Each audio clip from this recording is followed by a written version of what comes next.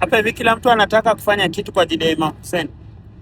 Huyu ni dereva wetu ambaye ndiye ametoa mpakani, anatupeleka mji wa Najaf.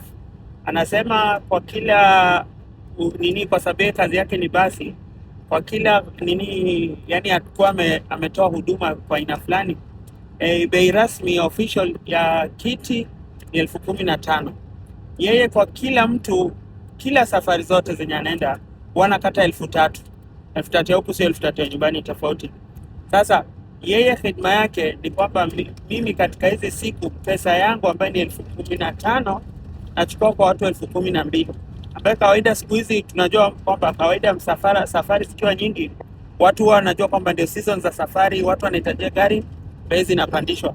Lakini hapa ila kitu ambayo iko, kuna gari ni bure na gari zingine unakuta wanakupatia kwa bei ya chini. Kwa mfano kama ndugu yetu ambaye yeye sasa mimi kazi yangu ni kwamba nabeba watu, lakini napunguza bei pia, nilikuwa nimeingia katika kutoa khidma.